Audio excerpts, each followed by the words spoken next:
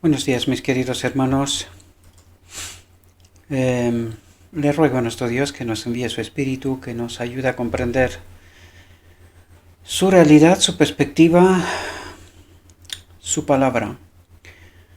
Hoy, mis queridos hermanos, trataremos de entender la justicia y el amor de Dios. Vamos a tratar de entrar en el texto y a ver qué es lo que nos quiere revelar nuestro Dios. El amor de Dios ha sido derramado en nuestros corazones. Cuando nos dice que el amor de Dios ha sido derramado en nuestros corazones, se refiere a su espíritu, ¿verdad? Porque en realidad, como ya sabemos después de tantos estudios, sabemos que este es el propósito de Dios, de reconectarnos con su espíritu. Por lo tanto, empieza precisamente con su propósito. El amor de Dios, que es su espíritu, en nosotros ha sido derramado en nuestros corazones, en nuestra mente, ¿verdad? Porque cuando aún estábamos sin fuerzas, a su debido tiempo, según la profecía, ¿verdad? A su debido tiempo, Cristo murió por los impíos. Dios encomienda su amor para con nosotros, es decir, a Cristo, en que cuando aún éramos pecadores, Cristo murió por nosotros. Después de la caída de nuestros primeros padres, Cristo declaró que para salvar al hombre del castigo del pecado, vendría al mundo para conquistar a Satanás en el propio campo de batalla del enemigo. Y aquí podemos ver qué es lo que, una vez más, podemos ver qué es lo que viene a ser Cristo en realidad, ¿verdad? Cristo declaró que para salvar al hombre del castigo del pecado, vendría al mundo para conquistar a Satanás en el propio campo de batalla del enemigo. La controversia que comenzó en el cielo continuaría en la tierra y sigue continuando todavía hasta hoy. Y vais a ver por qué digo lo que digo, ¿verdad? En esta controversia iba a estar involucrado mucho. Había grandes intereses en juego. Antes de que se respondiera a los habitantes del universo celestial las preguntas. Y vamos a ver cuáles son estas preguntas que son fundamentales, ¿verdad?, para la eternidad. Los seres celestiales preguntan: ¿es la ley de Dios imperfecta? ¿Necesita enmienda o derogación? ¿O es inmutable? ¿El gobierno de Dios necesita un cambio o es estable? Y cuando nos paramos a reflexionar aquí, vamos a ver, ¿y por qué los seres celestiales hacen estas preguntas, verdad? Dice, ¿es la ley de Dios imperfecta? ¿Y de dónde surge esa cuestión?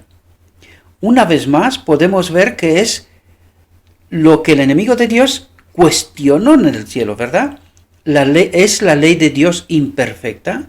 Y ahora, después de estudiar hasta ahora, ¿verdad?, y espero que sois de aquellos que seguís esos materiales, para que podáis entender, no lo digo por otra cosa, ¿verdad?, no es por vanidad personal, sino para que podáis entender de qué estamos hablando, porque si me repito una y otra vez todo el rato, perdemos tiempo innecesario, ¿verdad? Pero ahora sabemos que la ley de Dios, la que cuestionó el enemigo de Dios, ¿verdad?, es el Espíritu de Dios, el propósito de Dios, el Espíritu de Dios que se encuentra en todos los seres creados del universo, ¿verdad? Él dijo que no eran libres y que la ley de Dios no es buena, ¿verdad? Y claro, de aquí surge la cuestión de los seres celestiales no caídos. Estamos hablando de los seres celestiales no caídos, ¿verdad? Ellos dicen, ¿es la ley de Dios imperfecta? ¿Necesita enmienda o derogación? ¿O es inmutable? Es decir, es perfecta, no se le tiene que traer ninguna enmienda ni nada en absoluto, ¿verdad? ¿El gobierno de Dios necesita un cambio o es estable? Y cuando dice el gobierno de Dios necesita un cambio, la pregunta, o sea, lo que cuestionó Lucifer fue a Cristo, al Hijo de Dios, ¿verdad? Y por eso preguntan, ¿el gobierno de Dios necesita un cambio o es estable? Por lo tanto, entendemos cuáles son las cuestiones de base, los fundamentos sobre cuales se asienta todo lo que trata de hacernos entender a ellos y a nosotros. Vais a ver que ellos han entendido el asunto, la cruz. Y el texto nos revela esto. Pero queda todavía una demostración por hacer. Y hasta el final de esta reflexión vamos a ver cuál es esa demostración que todavía queda por hacer, ¿verdad? Antes del primer advenimiento de Cristo, el pecado de negarse a cumplir con la ley de Dios se había generalizado. Esto se refiere en la tierra, ¿verdad? Aparentemente, el poder de Satanás estaba creciendo. Su guerra contra el cielo se estaba volviendo cada vez más decidida. Es decir, todos los seres humanos caían, ¿verdad? Y vais a ver por qué digo todos los seres humanos. Porque debemos de entender que Dios, a lo largo de la historia, siempre ha esperado una generación que reivindique y que glorifique su nombre. ¿Cómo? Obedeciendo. ¿Entendéis? Pero desgraciadamente el ser humano hasta hoy no ha entendido el propósito de Dios. Por eso estamos como estamos y lo seguiremos. Solamente me adelanto un poco para que podamos entender de qué trata, qué es lo que trata de explicarnos, ¿verdad? Se había llegado a una crisis. Con intenso interés, los ángeles celestiales observaron los movimientos de Dios. ¿Saldría de su lugar para castigar a los habitantes del mundo por su iniquidad? Esta era la expectativa que tenían los seres celestiales, ¿verdad? Perfectos. Cuidado porque aquí estamos hablando de seres celestiales no caídos. Y fijaos cuál era el cuestionamiento, o sea, lo que se estaban preguntando ellos, ¿verdad? Dice, ¿saldría de su lugar para castigar a los habitantes del mundo por su iniquidad? Dios, ¿verdad? ¿Enviaría fuego o inundaciones para destruirlos? Todo el cielo esperó la orden de su comandante de derramar las copas de la ira sobre un mundo rebelde. Una palabra de él, una señal, y el mundo habría sido destruido. Fijaos cuál era la expectativa, ¿verdad? Los mundos no caídos habrían dicho, amén, tú eres justo, oh Dios, porque has exterminado la rebelión. Fijaos. Y aquí podemos darnos cuenta que esto hacía temblar, si profundizaríamos bastante sobre este asunto, haría temblar los fundamentos del cielo. Porque todavía Dios no había demostrado quién es. Fijaos cuáles eran las expectativas de los mundos no caídos. Una vez más lo digo, ¿verdad? Ellos estaban expectantes de que, a ver qué es lo que va a hacer Dios. ¿Nos va a destruir? ¿Va a erradicar el pecado sin más? Pero fijaos que Dios en su sabiduría tiene un plan muchísimo mejor, ¿verdad? Porque nuestro Dios no es un Dios de destrucción, sino un Dios de vida, un Dios creador, ¿verdad? Fijaos. Pero, ¿cuál es la respuesta de Dios a las expectativas de los mundos no caídos, ¿verdad? Pero tanto amó Dios al mundo que dio a su Hijo unigénito para que todo aquel que en él cree no se pierda, mas tenga vida eterna. Dios pudo haber enviado a su Hijo para condenar, pero lo envió a salvar. Cristo vino como redentor para escapar, para redimir la raza caída, ¿verdad?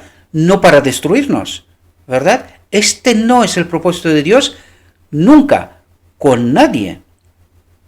¿Entendemos? Con nadie. Y sé lo que estoy diciendo.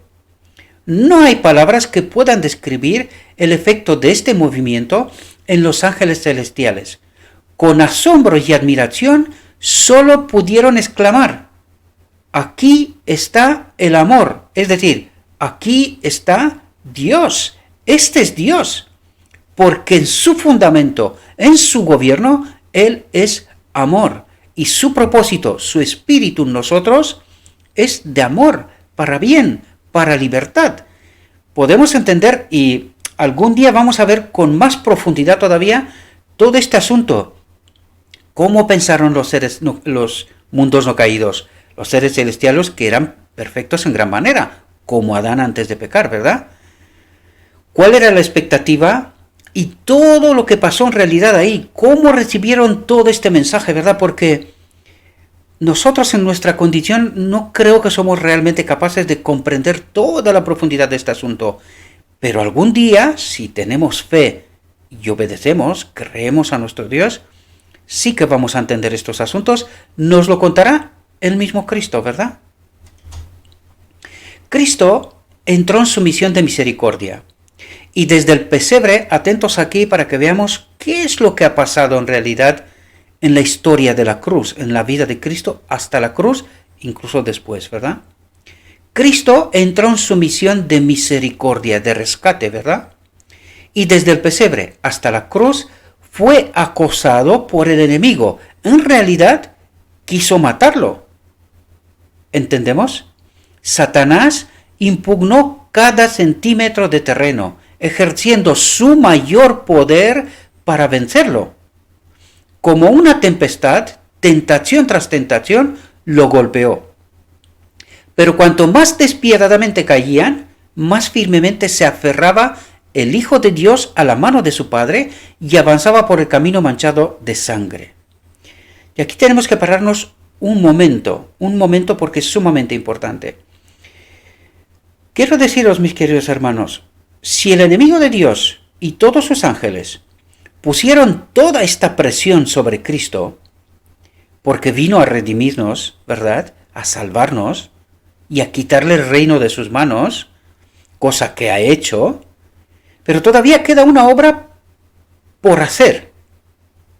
Dios espera una generación, un pueblo, que glorifique su nombre, es decir, que vivan de la misma manera que vivió Cristo. ¿Entendéis? Cuando decimos esto tenemos que entender qué es lo que necesita este pueblo. Lo dijimos de muchas maneras. En realidad, en el día de la expiación se hace limpieza aquí. ¿Entendéis? En nuestra mente. Nos ayuda a comprender su perspectiva, la perspectiva y la realidad desde la perspectiva de Dios, ¿verdad? Porque nosotros aquí, igual que los judíos en la primera venida de Cristo, tenemos otras expectativas. No entendemos la realidad de Dios y por eso se alarga tanto que no aparece esta generación. Por eso tenemos que entender que esta última generación primero tiene que entender este mensaje de la justicia de Cristo. Es decir, ¿cuál es el propósito de Dios con el hombre? Que ponga su espíritu en nosotros. Una vez que entendemos esto, sabemos, podemos entender lo que estamos tratando de explicar aquí vez tras vez, de que nuestro templo ha de ser purificado para que su espíritu pueda volver a habitar en este templo y a partir de aquel momento no pecaremos más en términos absolutos, ¿verdad? Pero ¿qué es lo que espera su pueblo hoy?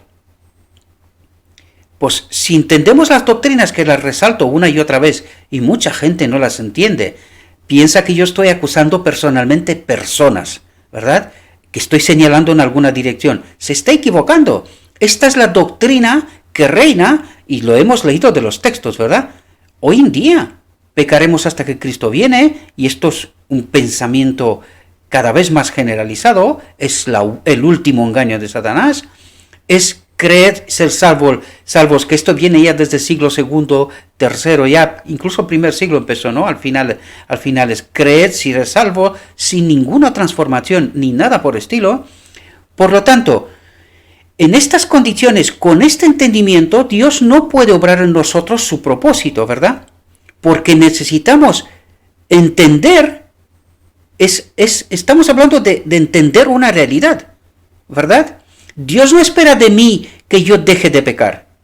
Sí espera de mí que deje de elegir pecar, porque el poder para que yo no peque viene de Él. Pero claro, si yo no entiendo esta obra, ¿verdad? Yo no entiendo cuáles son las expectativas de Dios y el propósito que Dios tiene con su pueblo, yo no puedo llegar al final del día de la expiación. Por eso, después de 1888, seguimos generación tras generación, sin entender. ¿Y qué es lo que cree el pueblo de Dios hoy?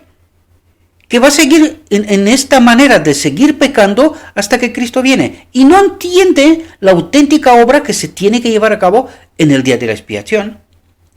Ahora, tenemos que fijarnos si el enemigo de Dios puso toda esta presión sobre Cristo. Mi pregunta es, ¿qué creéis que está haciendo con la última generación? Esta que Dios espera, que glorifique su nombre, que viva como Cristo vivió. ¿Qué creéis que está haciendo con esta última generación?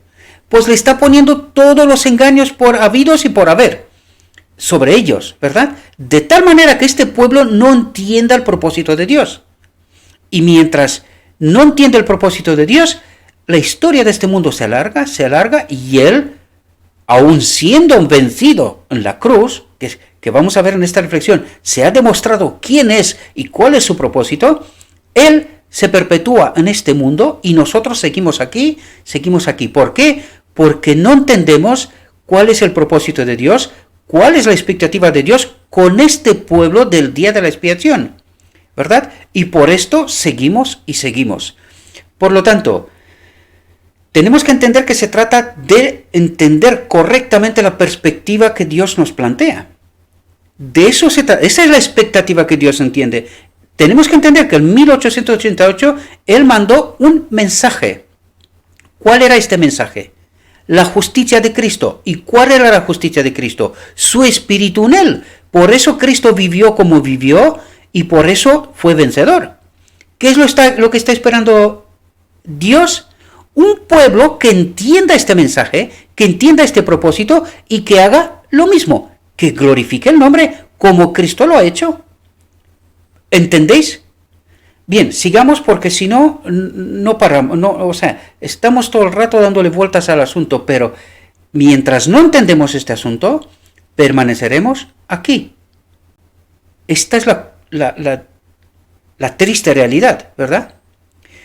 La severidad del conflicto por el que pasó Cristo fue proporcional a la inmensidad de los intereses involucrados en su éxito o fracaso. Y allí había intereses no solamente con esta tierra, sino tenía que glorificar el nombre del Padre, hacer que este gobierno sea estable y que no cambie nada del propósito de Dios en la eternidad, la ley de Dios, es decir, su espíritu en nosotros, ¿verdad? Por lo tanto, los intereses serán grandes, tanto para la tierra como para el cielo, ¿verdad? En esta tierra era el campo de batalla. Pero todos los mundos que Dios ha creado se verían afectados por el resultado del conflicto. ¿Entendéis? La expectativa era grande y los resultados eran sumamente importantes. Fijaos, Satanás trató de derrocar a Cristo para que él mismo pudiera continuar reinando en este mundo como supremo. Y esto sigue haciendo desde entonces. Sigue siéndolo, ¿verdad?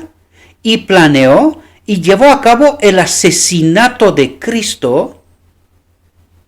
¿Entendéis lo que pasó en la cruz? Y planeó y llevó a cabo el asesinato de Cristo con la esperanza de que el Hijo de Dios no soportara una muerte tan terrible como su astucia podía hacerla. ¿Cuáles tienen que ser nuestras expectativas hoy, este pueblo remanente? ¿Qué creéis que hace el enemigo de Dios hoy? ¿Por qué este mensaje no llega? ¿Por qué los maestros de Israel dicen que gente que trata de llevar este mensaje a la iglesia y al mundo no lo reciben? Porque el enemigo de Dios está trabajando con todo su poder. Porque si esta generación última aparece, se acabó. Por lo tanto, está desesperado para permanecer con vida. ¿Entendéis? No tiene otra alternativa.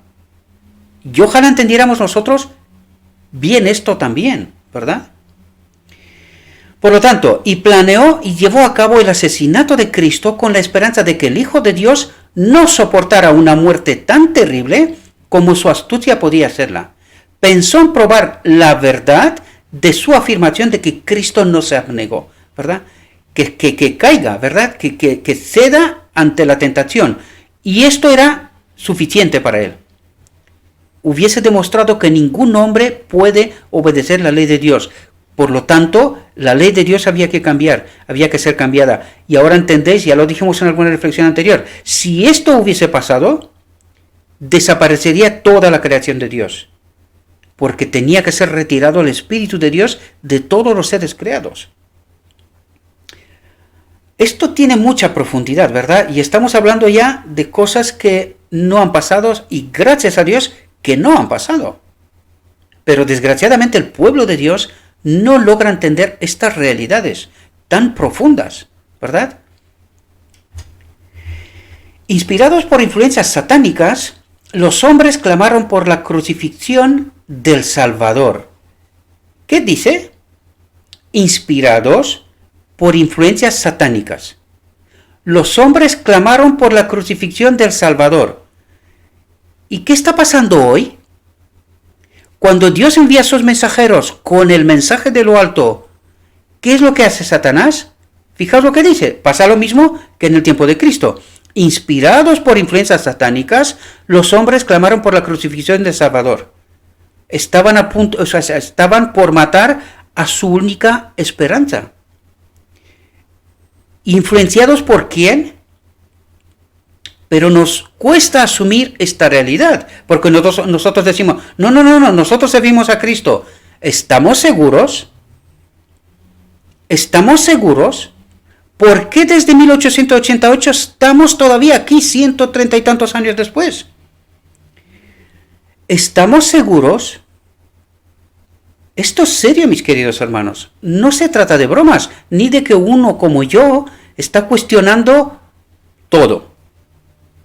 Que no. Necesitamos despertar.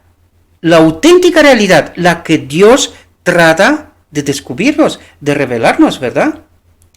Todo el cielo vio las sucesivas etapas de su humillación, su prueba, rechazo y muerte.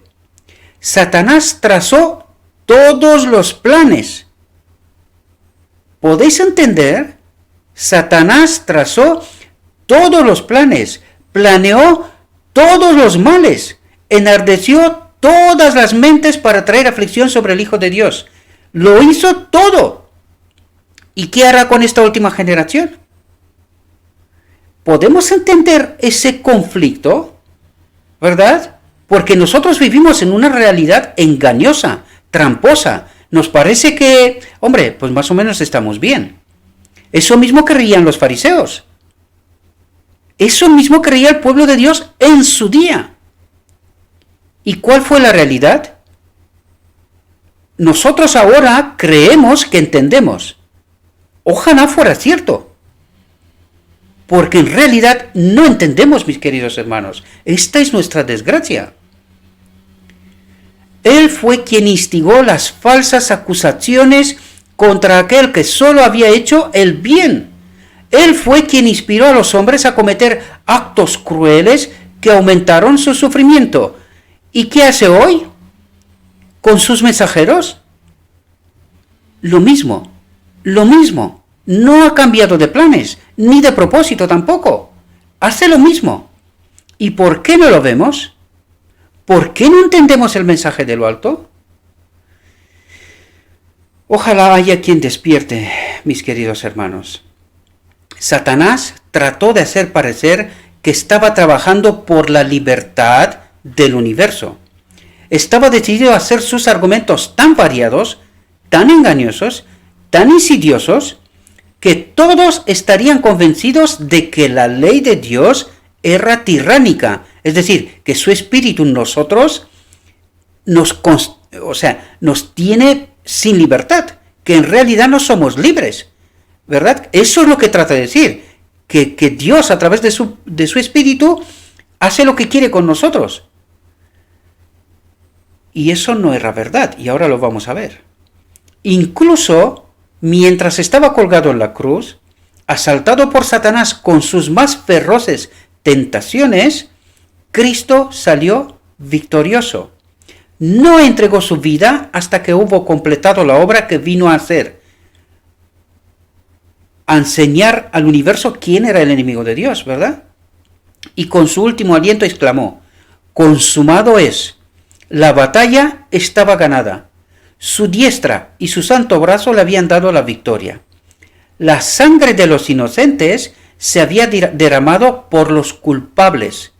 Es decir, Cristo murió por los culpables, auténticos culpables, ¿verdad? Por la humanidad. Por la vida que Él dio, el hombre fue rescatado de la muerte eterna y la condenación del que tenía el poder de la muerte fue sellada. Es decir, la influencia del enemigo de Dios sobre nosotros ya no era eterna, ¿verdad? Ya teníamos una oportunidad de volver a elegir bien, si así lo deseamos, ¿verdad? No fue sino hasta la muerte de Cristo que el carácter de Satanás se reveló claramente a los ángeles o a los mundos no caídos. Y entendemos la obra múltiple que ha hecho Cristo, ¿verdad? No solamente salvó al hombre, sino que delató al enemigo de Dios ante el universo, ¿verdad?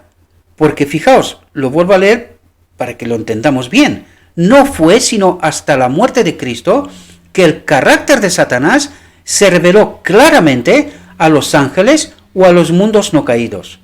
Entonces, las prevaricaciones y acusaciones de quien una vez había sido un ángel exaltado se vieron en su verdadera luz. Se vio que su carácter aparentemente impecable era engañoso. Su plan profundamente establecido para exaltarse a sí mismo a la supremacía fue plenamente discernido. Sus falsedades fueron evidentes para todos. Por lo tanto, entendemos la obra múltiple de Cristo, ¿verdad? Y cómo delató a su enemigo. La autoridad de Dios fue establecida para siempre.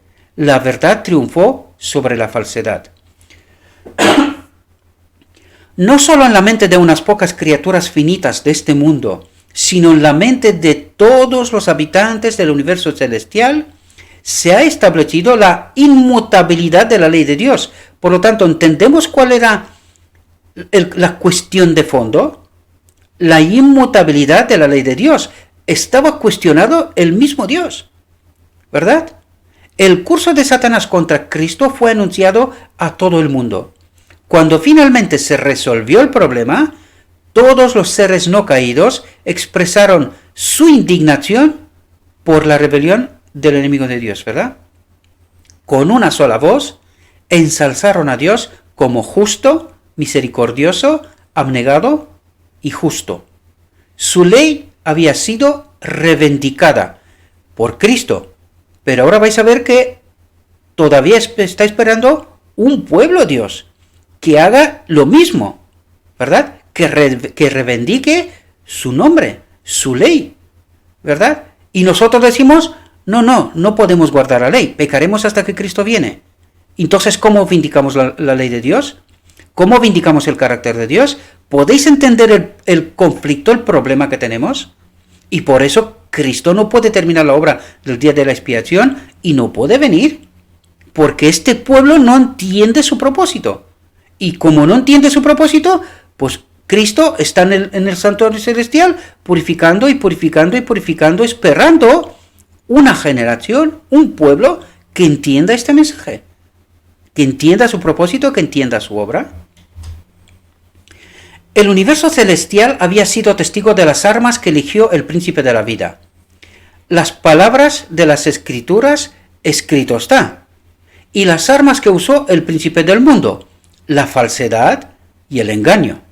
Habían visto al príncipe de la vida actuar en líneas directas de verdad, honestidad e integridad, mientras que el príncipe del mundo ejercía su poder de astucia, ingenioso secreto, intriga, enemistad y venganza. Cuidado que aquí nos hace paralelos de cómo tiene que ser su pueblo frente a la obra del enemigo de Dios. Y ahora lo comentaremos, ¿verdad? Vuelvo sobre el texto. Habían visto a aquel que portaba el estandarte de la verdad sacrificar todo, incluso su vida, para mantener la verdad. Incluso su vida para mantener la verdad. mientras que el que llevaba el estandarte de la rebelión continuaba fortaleciendo sus acusaciones contra el Dios de la verdad. Y ahora la pregunta es, ¿cómo tiene que ser su pueblo comparado con el mundo, es decir, con el enemigo de Dios? Y fijaos, porque su pueblo se tiene que parecer a su maestro. Por lo tanto, dice, ¿cuáles fueron las armas que utilizó Cristo? Las palabras de las Escrituras, escrito está, frente al engaño y falsedad, ¿verdad? ¿Cuáles fueron las palabras, la forma de actuar de Cristo? Directas de verdad, honestidad e integridad. Estoy hablando del pueblo de Dios, ¿verdad? Frente a astucia, ingenioso secreto, intriga, enemistad y venganza.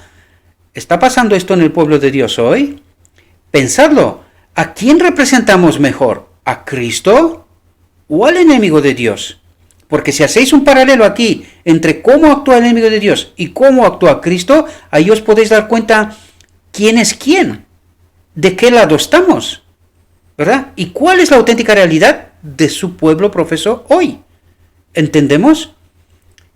Habían visto a aquel que portaba el estandarte de la verdad sacrificar todo, dice, incluso su vida, para mantener la verdad, para glorificar a Dios, ¿verdad? ¿Y es eso lo que tenemos que hacer nosotros? Claro, ¿y es eso lo que estamos haciendo? Pensémoslo, ¿verdad? Los mundos celestiales y el cielo mismo se asombraron de la larga paciencia de Dios. Y eso sigue pasando. Los mundos celestiales se asombraron de la larga paciencia de Dios al esperar este pueblo final y que no hay manera de que aparezca, de que entiendan a Dios, ¿verdad? Cuando Dios expresó su aborrecimiento por Satanás y su indignación contra él, el universo entero respondió. ¿Quién respondió? El universo entero. ¿Dios decide solo? Ahora os podéis dar cuenta que Dios tiene en cuenta sus seres creados. ¿Quién responde en realidad? El cielo. El cielo no quiere que el pecado entre en el cielo. Por lo tanto, Dios no es arbitrario. Podéis entender la auténtica realidad, no la que nosotros creamos y nos la montamos solitos, ¿verdad? Se habían convencido. El último vestigio de afecto por los ángeles caídos había sido desarraigado. El último lazo se había roto.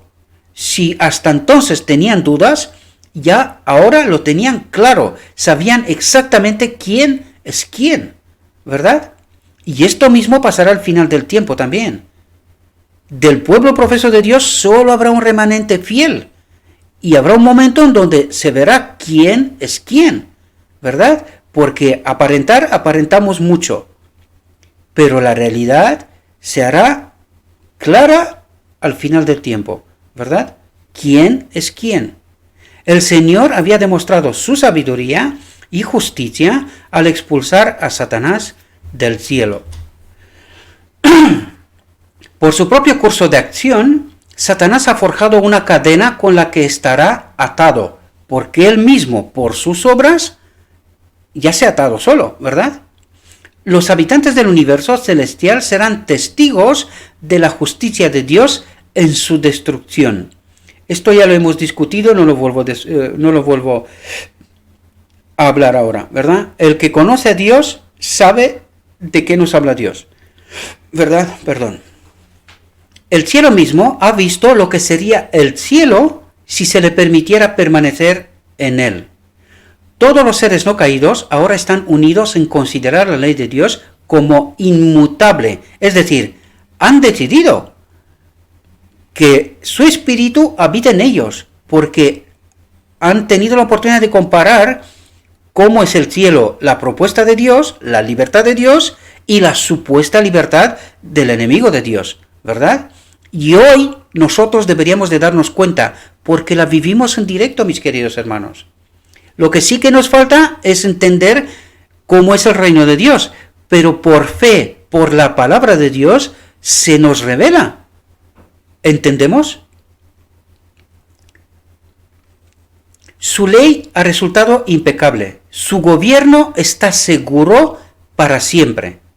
El Padre, el Hijo y Lucifer se han revelado en su verdadera relación el uno con el otro. Dios ha dado evidencia inequívoca de su justicia y de su amor. Y ahora podemos ver que los seres celestiales lo tienen claro, ¿verdad? Cristo ha glorificado el nombre del Padre. ¿Qué es lo que está esperando Dios? Un pueblo que reivindique su nombre.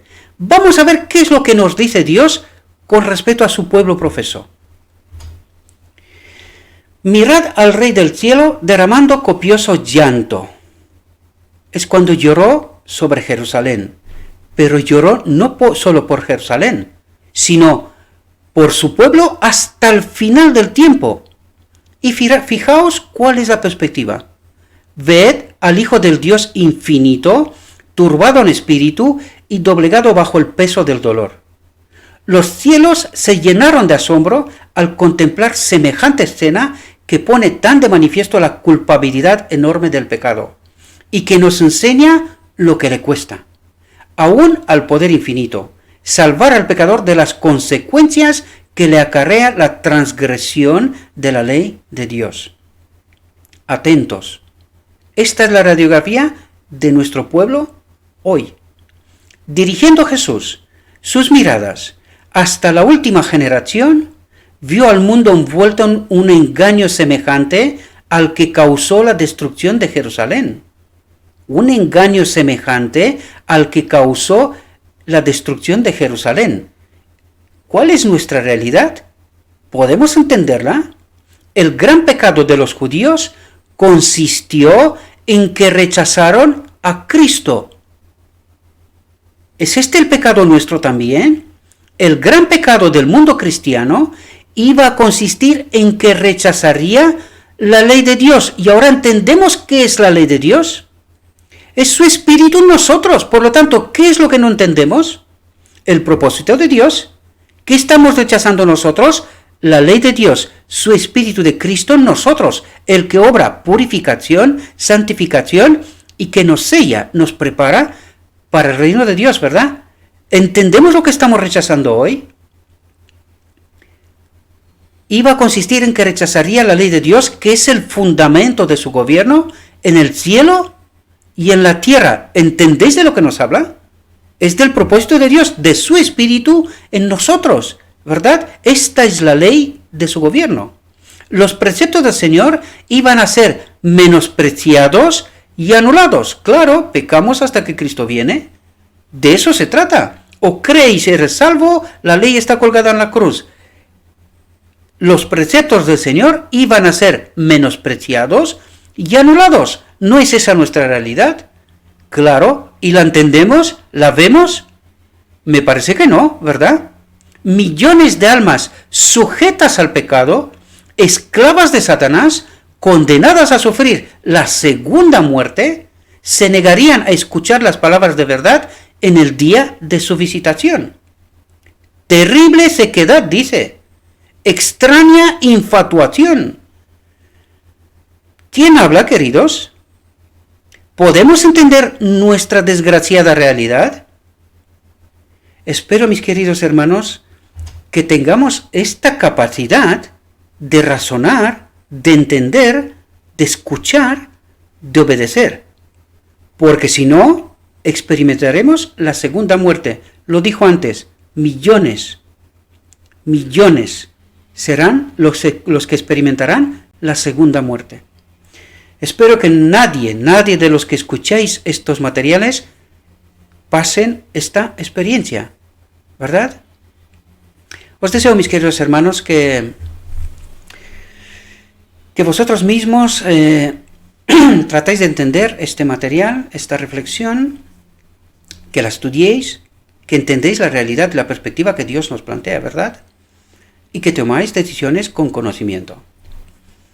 Le ruego que Él nos envíe su espíritu, que impresione nuestra mente, que nos capacite y que nos ayude a tomar la mejor elección, la mejor decisión, ¿verdad? Os deseo, mis queridos hermanos, que tengáis un próspero día y que en todo lo que os he dicho, os lo he dicho en nombre de Cristo Jesús. Amén.